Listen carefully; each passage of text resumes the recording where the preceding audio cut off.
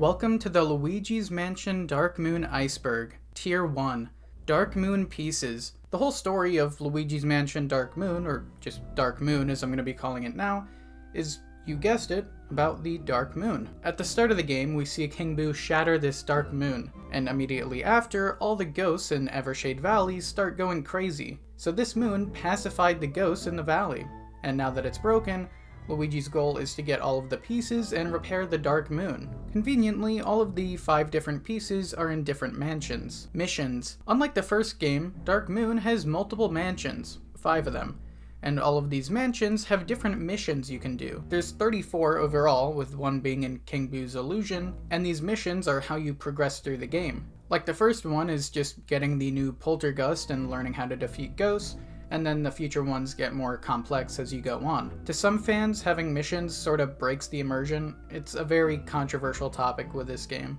Next Level Games. Next Level Games is a company that made Dark Moon. They were founded in 2002 and have made a decent number of games. They did all of the Mario Striker games, Punch-Out for the Wii, and went on to make Luigi's Mansion 3 after doing Dark Moon. Needless to say, Nintendo liked their work, and now Nintendo is their parent company, as of 2014. So when we eventually get a Luigi's Mansion 4, it'll most likely be done by these people. Gadd's new bunker. Gadd has a brand new bunker for Dark Moon. His one in the first Luigi's Mansion was big and moderately high-tech, but this new one is a lot smaller, more high-tech. I mean, it's so high-tech that Luigi gets teleported into the mansion. The whole way of going throughout the different missions is using a teleporter. It's also used as the main menu for the game, and it looks like Gadd's head. Yeah, weird design. Evershade Valley. Evershade Valley is the big valley all the mansions are in. Some fans believe that this is the same valley which Luigi's Mansion 3 takes place in. But no, it just looks similar. Outside of the fact that all the mansions are here, we don't know a whole lot about this place. Also, all the mansions in this valley, if you take the first letters of their name and put them together, it spells out G-H-O-S-T. Yeah, just a little Easter egg spelling out ghost. The Luigi's Mansion 1 map. Despite the events of the first Luigi's Mansion being pretty traumatic for Luigi to say the least, he hung up the advertisement he got for the mansion on his wall. It's in the intro for all of maybe 3 seconds. They don't draw any attention to it, it's pretty easy to miss, but it's a nice reference to the last game, and it's the same texture of the pamphlet. Just used it as a decoration. Dual Scream. Instead of the Game Boy Horror in the first Luigi's Mansion, in Dark Moon we now have the Dual Scream, a play on the DS. It serves the same purpose as the Game Boy Horror, serving as a map and communicator that Gadd can constantly use. Poltergust 5000. Instead of the Poltergust 3000 we got in the first game, Luigi now uses the Poltergust 5000 for Dark Moon. The vacuum works pretty similar to the first games, but is a lot more powerful. But the main new addition of the 5000 is the Strobulb, the green thing on the back of the pack to charge and blast a flash of light to stun ghosts, instead of having to just point the flashlight at them like you had to do in the original. Personally, I prefer this one a lot. It's way more powerful in every way. Gadd lived in Gloomy Manor. In the opening for the game, we can see that Gadd has been living in Gloomy Manor, doing his research alongside the ghosts. Obviously, things went awry, and the ghosts went insane when the Dark Moon was split. But before that, Gadd was living a pretty calm, solitary life with ghosts in a creepy manor. Scarescraper. The Scarescraper is unlocked when you complete the mission Visual Tricks. It's a mode where you can play either locally or online with 3 other players, having 4 different Luigis. Each Luigi also has a different color, being green, blue, orange, or pink, and the 4 different colors are based on Luigi's alternate skins in the original Smash Bros. And they even have the colored Poltergust to match their color scheme. The Scarescraper mode has 3 different difficulties, and after you go through 25 floors of the Scarescraper, you get a endless mode unlocked. There's different modes in the Scarescraper, like just having to defeat ghosts, or probably the most stressful one is a rush mode, where you have to find an exit in time and it just gets chaotic towards the end. And this Scarescraper also made it to Luigi's Mansion 3, so it'll most likely be in 4 as well. Ghost types. There's tons of different ghost types in Dark Moon, so I decided to make a graphic to show them all off. Each type, starting with greenies, have strong variants. Alongside their base ghosts and strong versions, there's also greenies that have possessed other objects like sets of armors and even mummies that are considered their own version of ghosts. And there's also a golden greenie, being the only gold variant of a ghost type. And we've got slammers, the big, bulky, harder to defeat ones. Hiders, which, you guessed it, they hide everywhere and play hide and seek with you. There's gobbers, which will spit goo at you and they have way too much health. Sneakers, who will turn invisible and sneak up on you. Then creepers. The creepers can turn into puddles where they become invincible, and when you get close to them, they'll grab you and do a lot of damage. And lastly, of all of the ghosts, is of course Polterpup. Luigi's reliable, well, not so reliable at the start, he kind of just gets in the way, but eventually at the end of the story, reliable ghost dog companion. At the end of Dark Moon, Luigi adopts Polterpup and they become best buds. And he returns for Luigi's Mansion 3. Scarescraper Ghosts. There's unique versions of the previously mentioned ghost types in the Scarescraper. They're different themes, so they're not really entirely new ghosts, but they do have some new abilities. I won't go over all of them considering there's 45 different ghosts, but they're all pretty unique looking, and I'm really shocked they put so much effort into the Scarescraper. This mode could have easily been a super basic mode you play for an hour or two and never return to. The Dark Light Device. Introduced in Dark Moon and staying for Luigi's Mansion 3, Luigi obtained the Dark Light Device. It sorta acts how those UV flashlights and pens you'd get from the book fair work. You shine something with it, being an attachment to the Poltergust, and it reveals things the naked eye couldn't see. This became a really big mechanic for Dark Moon and Luigi's Mansion 3, and in future entries I'll talk about some concepts they had for this. They're insane. Upgrades. In the first Luigi's Mansion game, money was pretty much just score. It was nice to see a better ending with more money you got, but by no means was it necessary or really at all helpful. This changed in Dark Moon though. As Luigi gets money throughout the game, he can get upgrades to the Poltergust from Gadd. Just having any use for gold is a really nice step up from the first game, but upgrades are very nice. Luigi's Mansion 2 HD Remake. June 27th, 2024, the HD remake of Luigi's Mansion Dark Moon came out. Like pretty much every mainline Nintendo game, it runs and looks amazing on the Switch, and it's the gameplay I've been using for the background of this video. As much as I like the 3DS version, having a 800 by 240 screen for the entire video may not look the best. The Vault. Just like the gallery in the first game, the Vault is where you can see all the ghosts you've defeated and look at the different collectibles you've obtained throughout the game. It's not as good as the gallery, in that it's a menu instead of a room, but it's very nice that you can view any ghost there. Pretty much every picture I've got in the video of a ghost is from this menu. It's super easy to view what the ghosts look like. In the first game, it was just portraits of these iconic ghosts, but in here you can look all around the different 3D models of the ghosts you've caught. Year of Luigi. As the 30th anniversary of Luigi's first appearance, Nintendo held the Year of Luigi. It ran from February 2013 to March of 2014, and in this year, everything would be Luigi related. It was all promotional, so we got Luigi's Mansion Dark Moon, New Super Luigi U, and Mario & Luigi Dream Team. Similar events like this have happened, like Sega had the Year of Shadow, where tons of Shadow related things came out, but the Year of Luigi sales-wise did awful for Nintendo. It was really nice getting all this new Luigi content. I mean, the games were really good, some of the merch was pretty cool, but because of how bad sales were, I'm not sure we'll get another Year of Luigi. Tier 2. Luigi Statues. After you collect all 13 gems in a mansion, the Luigi statue appears in Gadd's vault. There's 5 overall, 1 for each mansion, and they appear to be made out of some type of crystal. These don't appear at all in the third game, but they were a nice incentive to complete all the gems in a mansion. Luigi's Mansion Arcade. Luigi's Mansion Arcade is a 2-player first-person version of Luigi's Mansion. Obviously, it's a lot smaller than the mainline game, and in a big arcade machine. You control it by using a actual physical Poltergust, but overall, it's a pretty decent game. I mean, it's not nearly as good as the mainline games, but there is some really weird stuff exclusive to the arcade game that I'll talk about in future entries. King Boo follows Luigi. In the background of multiple levels, you can see that King Boo is following Luigi behind the scenes. It makes sense since King Boo is controlling everything behind the scenes, but we don't usually see him actually sticking anywhere nearby Luigi. I mean, in the first game, he was just sitting underground. Gloomy Manor elevator music. The company that made Luigi's Mansion also made Mario Strikers. And there's an Easter egg in Gloomy Manor that connects the two games. Here's the music from the Gloomy Manor elevator. And here's the pause screen music from Mario Strikers.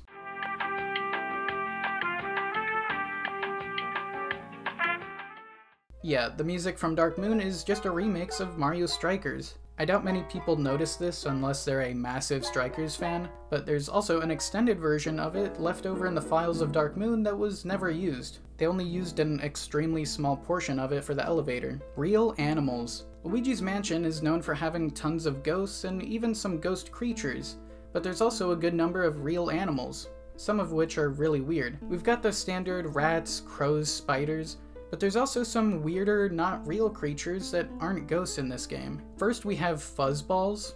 They appear in the secret mine portion of the game and can be pretty annoying at times. They're completely harmless, and they're usually sleeping when encountered, but when they wake up, they just continuously roll and run against Luigi. And if Luigi uses the Poltergust on them, it just prevents him from being able to use it on anything else. It just gets stuck in the nozzle. Eventually they go back to sleep, but primarily serve as a cute annoyance. The second of the weird non-ghost creatures are the Robombs. These Robombs are weird sphere-shaped robots that'll sprint at you and explode. They're like bigger, rounder, scarier Bob-ombs. Speaking of scarier, the last of these weird non-ghost creatures is the carnivorous plant. There's a set of massive Venus flytrap-like plants that will try and eat Luigi. Not a whole lot to say about these guys. They're big plants and you can defeat them by feeding them this deadly hitchhiker plant, but something I did find odd is that, aside from this plant reappearing in Luigi's Mansion 3, I can think of 3 different games that all take place in a mansion with a killer plant you have to get past. That's not a lot of different times, but that's a very oddly specific circumstance that you wouldn't think would happen in too many games. Gadd emblems. While playing through Dark Moon, you can do different objectives to get Gadd emblems for your save. You get 1 by completing the main story, 1 by getting 3 stars on all the missions, and 1 by getting all the collectibles for the vault. They don't serve any use aside from just being a nice little display above your save, but it is really impressive if you manage to get all of them. Frankenstein Night. At the start of the Treacherous Mansion E1 mission, there's a cinematic that's a direct reference to Frankenstein. You can see 2 greeny ghosts trying to resurrect a knight with electricity, and shot for shot, it's just Frankenstein but with greenies instead. Just like Frankenstein, there's also a bit of an homage to Poltergust. Warning, this clip I'm gonna show is oddly flashy. It gave me a bit of a headache. But if you compare the start of Dark Moon to this scene in Poltergust, they're extremely similar. It's very clearly a reference. King Boo overrides Pixelator. Gadd uses the Pixelator to transport Luigi in and out of mansions, using the main screen to choose the cameras around the mansions to teleport Luigi to. After Luigi defeated the tough Professor as he's being pixelated back into the bunker, King Boo sabotages the Pixelator, pulling him into his own paranormal dimension. This all seems fine, but this does mean that King Boo can control Gadd's devices.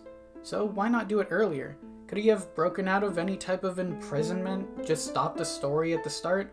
We don't know. But he for sure has the ability to at least control the Pixelator, which is a very important part of the game. Luigi's Mansion Canon rank.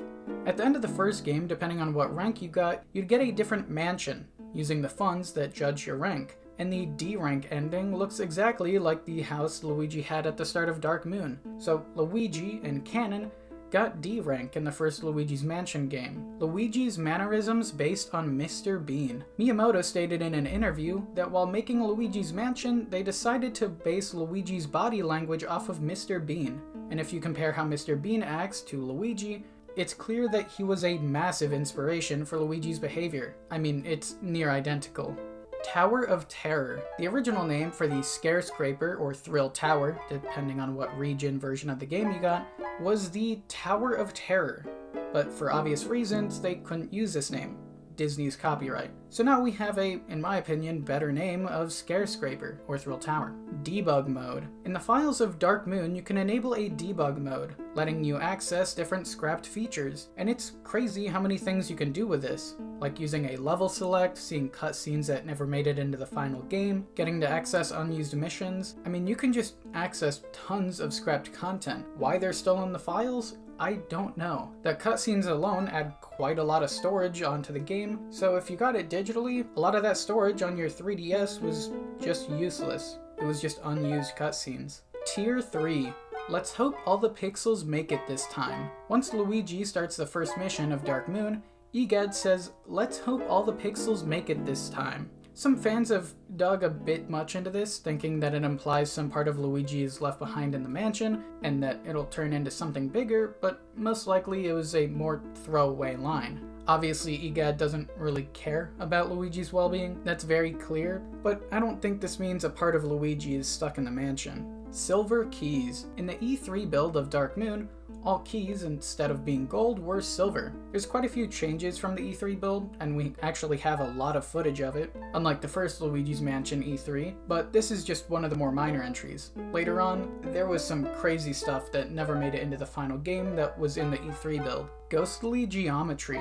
Unlike the first game, the mansions in Dark Moon aren't just an illusion, but their geometry doesn't really make sense. Having rooms way too big to fit what the exterior portrays, rooms being where they wouldn't be able to fit, rooms being in between rooms where there wouldn't be any room, the layout of the game just not really making sense. I don't think this means it's ghostly. I think it's more a design standpoint, they just wanted it to be more unique, and I think that's for the better. While it's weird having 5 different mansions to go through, the mansions themselves are really well designed and fun to explore. And they're definitely unlike any other locations in other Nintendo games. Poltergust 4000. In Mario Kart DS, Luigi has the Poltergust 4000. I mean, it's obviously the Poltergust, but it's a kart form instead. They named it the 4000 to serve as a sort of in-between upgrade between the first and second game. The first game having the Poltergust 3000, Dark Moon having 5000, so this is a perfect in-between. Boffins. This is the Poltergeist, a rare gold-colored ghost, but in British versions of the game they're called boffins, which is sort of a slang term for scientist. Makes sense considering the ghost has a massive head, but they don't really do too many big name changes. This is by far the biggest one for the European version of the game. Scarescraper isn't in Evershade Valley. When we see Evershade Valley from above, you can see that the Scarescraper isn't there. The mode where you do multiplayer and fight all the different ghost types just isn't here. Aside from it being a different game mode, story-wise it'd have to be somewhere else. I mean, it's not visible in the valley, but also the ghosts are still hostile after you restore the Dark Moon. Where's the Scarescraper though? We don't know. There's nothing showing where it may actually be. We just have no information on where this building is. Sneakers are based on bashers. This is a basher, a cut ghost from the first Luigi's Mansion. From the limited footage we have on it, it would sneak up on you, pounce, and then act like a normal ghost. Well, if this sounds familiar, it's because the sneaker ghost is directly based off of it. Mechanically, it works the exact same. They pretty much just brought back the basher ghost for the second game, gave it a different name, and a bit of a redesign. Haunted Towers was once a third mansion. In the beta of Dark Moon, the Haunted Towers was originally the third mansion. This got changed to being the old Clockworks, probably to make the layout of the mansions make more sense, so you'd go from the more standard spooky levels to then the more unique ones later on. Also, with doing this, it lets them have Ghost spelled out with all the mansions. Fright Night. In the Scarescraper, one of the bosses is called Fright Night, and its description reads, "Rumor has it that this greenie comes from the Middle Ages, where he was a knight searching for the kidnapped princess. Sadly, wherever he went, she always seemed to be in another castle," obviously being a nod to the older Mario games, where Princess Peach was always in another castle. Unused Rumpus Room Song. This theme was intended to be in the Rumpus Room, but was cut. And we thought it was just never gonna be used, but that was until the Luigi's Mansion arcade came out. When fighting the 3 sisters, you can hear the theme in the background. It's not super obvious, but if you pay attention, you can hear it. Gadd calls are skippable. One of the biggest complaints about Dark Moon and Luigi's Mansion in general is that Gadd calls you so much, but something that isn't pointed out to you is that you can just hit the start button to skip the calls. Yeah, one of the biggest complaints in the whole game is built in, and it has been built in for over a decade. Just hit the pause button and you don't have to deal with the hundreds of Gadd calls. Thieves in Secret Mine. In the mission D2 Rock Bottom, you get to explore the bottom of the secret mine, and in these secret mines, you can find a smuggler's or thieves' hideout. It has a painting, sets of armor, a treasure chest. People were for sure stealing stuff, but from where? The nearby mansions? Maybe things got moved around the mine? Who stole things and from where, we don't know. But it's a nice set of world building for this area, seeing that there was other stuff going on than just the ghosts. Luigi Circuit and Luigi Mansion 2 canon discrepancies. There's a bit of a discrepancy when it comes to what canon rank Luigi got at the end of the first Luigi's Mansion. While the start of Dark Moon shows him having the D rank house from the first game, like previously mentioned, the version of his mansion in the Luigi Circuit course in Double Dash shows the A rank one. So while in the actual Luigi's Mansion series, Luigi got D rank, outside of that, he got A. It's confusing and we still don't know which one's officially canon. Dark Moon's D rank makes a lot more sense, but why it was A rank in Double Dash, we don't know. Rare mission opening cutscene. There's a chance when you go into a mission that you'll get a rare pixelation animation. When going in, there's a small chance that Luigi will have a goofier or honestly just more painful entrance. Some are pretty simple, like Luigi being stuck on his back when he falls, and one of them even shows him without his hat on, having to pixelate it in later. But there's a good number of these and some of them are pretty rare to get, and you'll just have to continuously go into and leave a mission if you want to see them all. Orange Luigi YouTube. There's a YouTube channel called Orange Luigi that documents any interesting, out-of-bounds glitches or just weird glitches throughout the Luigi's Mansion games. Any footage you see of weird glitches in this Iceberg has a very high chance of being from them. It's just insane how much they post about Luigi's Mansion, and I respect the dedication. I mean, there's a decent amount of content to talk about and show off, but my goodness, a whole channel, that is impressive. Toad missions inspired by Zelda. In an interview with developers of Dark Moon, they stated that the missions that require you to lead Toads out of the mansion were inspired by leading Zelda out of the castle in A Link to the Past. Oh, and if you want a Zelda video, let me know in the comments. I could do a very, very long one on that. Glow-in-the-dark cover art. The initial release of the PAL versions of Dark Moon, UK and EU, had a glow-in-the-dark cover. This glow-in-the-dark cover was only ever exclusive to the PAL versions. If you were in the West when the game came out, you just couldn't get this really cool cover. Kalimba Tiki masks. In the treacherous mansion, there's greenie ghosts that can be seen holding spears with Kalimba Tiki masks on them. And these Kalimba are from an entirely different Nintendo franchise. They're from Donkey Kong Country Returns. Having something cross over from Donkey Kong into Luigi's Mansion is something I doubt anyone was expecting. Club Nintendo figurine. For the Year of Luigi as a part of Club Nintendo, you could get this exclusive Luigi's Mansion figure, and only 5,000 of these were made. And if you have a spare somehow or don't want yours, you can for sure get a lot of money selling it online. While 5,000 at the time probably wasn't the worst to get, now it's extremely hard to get your hands on one of these. Early prototypes. The early prototypes of Dark Moon were very weird. They wanted to put a spin on the series, and some ideas suggested were making it a detective game, which, sure, I can see that being good. It would definitely fit Luigi's Mansion. But Nintendo was also approached by the devs wanting to possibly make it a clone of the game Gauntlet. I don't see how that one would have worked. The gameplay of Gauntlet does not at all match Luigi's Mansion. Pest floor. Some other game modes for the Scarescraper were workshopped, and one of these was the Pest Floor mode. It would have Luigi killing tons of rats around different rooms. But when this idea was brought up, it was immediately dismissed by Miyamoto and no real work was ever done on it. Haunt and Seek. Another one of the cut game modes for the Scarescraper was Haunt and Seek. This one had a lot of time put into it and it would have been amazing. The premise was pretty much Pac-Man and Luigi's Mansion. Some players would be able to play as ghosts while one plays as Luigi. Luigi's goal was to collect different keys throughout the mansion while evading the ghosts. And the ghost's goal was to obviously stop Luigi, but he's Luigi, so he's got the Poltergust to defend himself. Lots of time and effort was put into making this game mode, but it unfortunately got scrapped. It would be amazing to see this mode return in the future.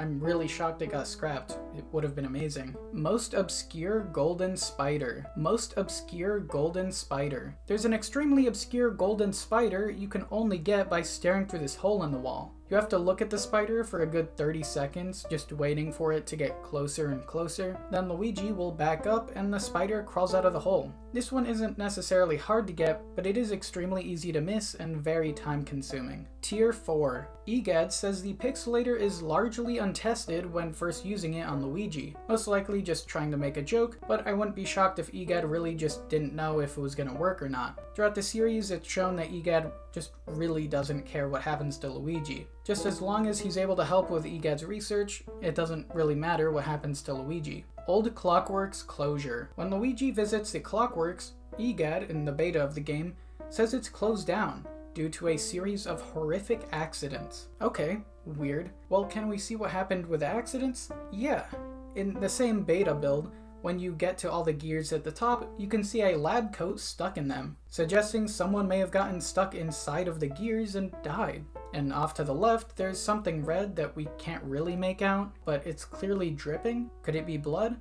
Well, we don't have the old build, but looking from the footage, it really looks like it. This was a very violent implication. I'm not shocked at all it got cut from the final game. The mammoth, polar bear, and octopus. In the treacherous mansion and secret mine, you can come across different creatures that appear to almost be dead and alive at the same time. A perfect example of this is with the mammoth in the Ice Age exhibit. When you interact with the extinct creature by using the vacuum on the mammoth's trunk, it'll then wake up and fling Luigi to the gargoyle roof section. The polar bear is also creepy. Instead of looking like it could be fine, this time the polar bear's already been turned into a rug, and when you interact with it, it'll roar at you. And the octopus mentioned for this entry even grabs Luigi. It's really weird seeing these creatures move. I mean, you'd assume they'd be possessed in some way, but no ghosts come out of them. They're just kind of half alive. Gloomy Manor's extra rooms. The Gloomy Manor has a ton of rooms we can't access. If you look at the manor from the outside, you're able to see way more rooms in the house than we can actually go into. It might have just been game design purpose to make the mansion look better, or it might have been that in some early build of the game, a lot of these rooms were accessible but had to get cut for time constraints. Luigi's left arm. If you make Luigi call for Mario while starting an animation, like picking up an object or answering a call from Gadd, his left arm will go completely limp, just staying at his side. Everything with the Gadd call animation seems to trigger a lot of weird glitches. Puzzle swap panel video. For the 3DS, Nintendo created the StreetPass system, where you can meet other 3DS users by getting near them.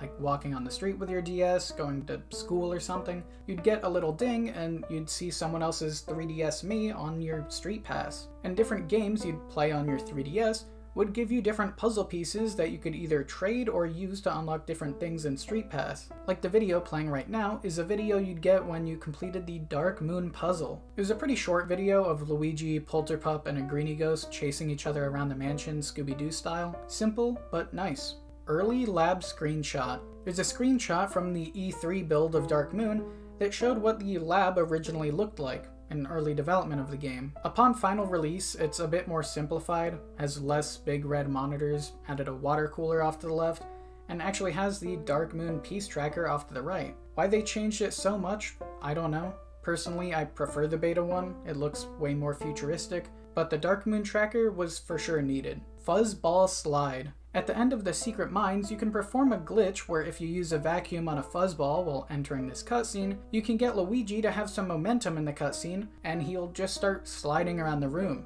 not losing this momentum at all. Normally, obviously, you can't move during a cutscene, but by doing this, he just slides everywhere. The Possessors are manifestations of each mansion. Possessors are special ghosts that only show up in Dark Moon, and these ghosts have the power to possess anything they see. There's 5 of these ghosts throughout the 5 different mansions, and each drops a moon fragment. Well, there's a theory that these Possessor ghosts are manifestations of each mansion, possibly being the guardians of their mansion before the moon was shattered. And it makes sense them being a manifestation of their mansion. Each one of these Possessors has a very different personality and acts very different in the fights, like how every mansion is extremely different. How was Mario captured? In the first game, Mario was going to the mansion that Luigi received as a supposed reward, and that's how he got captured, getting there before Luigi to only find out it was a trap. But we don't know how Mario was captured for Dark Moon. There's quite literally zero explanation as to why he's there, just that he was captured by King Boo again. Super Mario 64 DS is a prequel. Stay with me here because this theory is a bit complex. In Mario 64 for the DS, there's a level called Big Boo's Haunt that you can only access by defeating a Big Boo who has a bird cage inside of them. And inside this bird cage is a mansion. The mansion is by far one of the creepiest parts of Mario 64, but something's kind of weird about this level, outside of the man-eating pianos, that is. If you look out the sides of the cage, which yeah, you shrink down into the cage to get into the level, you can see this dark forest with a purplish blue sky. Now, having an odd-colored sky in Mario 64 isn't completely out of the ordinary. I mean, going through all the different paintings that are their own sort of realms, it makes sense. A lot of weird skies. But this isn't a painting, it's a bird cage. And the sky in the courtyard you find this birdcage in isn't dark and creepy, and doesn't have trees like this, so it's definitely not just nighttime. So where is this? Well, for this theory, some fans believe that this cage is a teleporter. It doesn't work the same as a painting. This is a real place in the world of Mario, and that place is in Evershade Valley. I mean, the whole point of going in here is to unlock Luigi. So outside of the mansion theme, it is his level, and the one who locked him in here is a Big Boo? Yeah, not King Boo, despite having the same appearance and laugh. I really think Nintendo just didn't want to have a connection between this and Luigi's Mansion at the time, considering it was a new series. But considering this was probably meant to be King Boo, and Luigi was captured by him and put in a mansion, most likely with different types of ghost. I mean, pianos and books don't grow teeth on their own and start chasing you. So is this a prequel to the first Luigi's Mansion? Maybe some other point in the series? I mean, in theme, yes. Story, up for debate. Let me know what you think in the comments. As for theories go and different icebergs, this one's for sure one of the most interesting I've come across. Also, there's a longer theory video on it in the description. Painting inconsistencies. In Mario 64, Mario can obviously enter and exit a painting whenever he wants to, but for the Luigi's Mansion series, he can't. If anything, the characters in Luigi's Mansion are terrified of being put in a painting. So it's gotta be different from Mario 64. But why? It's obviously King Boo setting up these paintings and not Bowser this go around, but you'd think with both games being paintings that they might be similar at all. But no. My personal take on what might be going on is that the paintings in Luigi's Mansion are of a character themselves, while the paintings in Mario 64 are of locations, meaning if one were made in Mario 64 of a character, that's obviously a trap of that character, just like Luigi's Mansion. Whilst if it's a location, that makes it its own sort of realm, its own world in the painting. Gadd's lab funded by Starbeans. Between Luigi's Mansion 1 and 2, Mario & Luigi Superstar Saga was released, and in this game you can come across a Starbeans coffee shop, and it turns out this shop is owned and managed by Gadd, and he runs it to fund his ghost research. So without this little coffee shop, he might have not had the money to run his research at the start of Dark Moon, which would have changed the entire series. The ghosts are unique life forms. The ghosts in the first game, except the creations by Van Gogh and Bogmire, are described as having died in some entries. So the portrait ghosts being normal ghosts makes sense. They just passed on and turned into ghosts. They were for sure people at some point. But the ghosts in Dark Moon are different. They don't seem to come from once being people, and they all have different types of species of ghosts. So this theory is that these ghosts are unique life forms, not people who died and turned into ghosts. And while there's not a whole lot supporting it, it is interesting. The first game's ghosts were 100% at one point living, and all acted very differently because of that. They all had their own stories, personalities, but these ones seem more like odd creatures that aren't a stereotype ghost. There's some other being. Unused room under the clockworks. In the E3 trailer for Dark Moon, there was a room that was filled with sand and had a mummy ghost. This was cut before release, but would have been a really interesting room. Some say it was cut because it was possibly too scary for the game, and we don't know why it was cut, but we for sure missed out. Having a more desert-themed room would have been really cool. Poltergust on Gloomy Manor stairs. Instead of the hider ghost scaring you going up the Gloomy Manor stairs, in the beta it was instead a poltergeist. They most likely changed this to give the hider ghost more encounters, and have the poltergeist not be as common. As they are pretty rare throughout the game, having them less makes them stick out a lot more. First meeting Icebreaker. Apparently, and this story has been told by the devs so it is true, when the development team met each other to start making Dark Moon, since they didn't all know the same language and it was a bit awkward, as an icebreaker, one of the devs went up to the whiteboard and drew a wiener, and just made everyone burst out laughing. For sure not an icebreaker anyone would normally think of, but it resulted in a really good game at the end.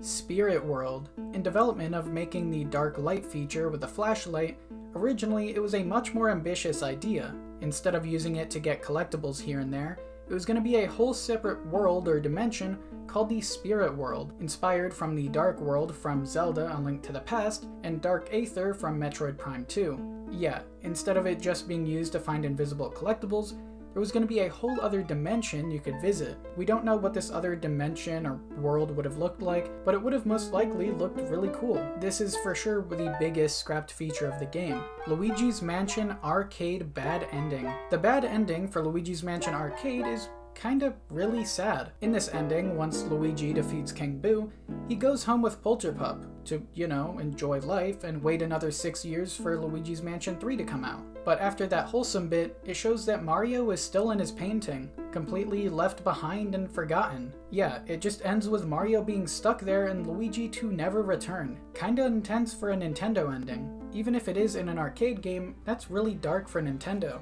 Cool, you wanted to say hi? You were meowing at my door the entire time. Meow, meow, meow, meow, meow. Cool, say hi to everyone at home. Wow. Say like and subscribe if you enjoyed the video. Exactly. Alright, say have a great rest of your day, week, and month, and I'll see you in the next one, okay? Oh, so now you want to get down after meowing at my door for hours?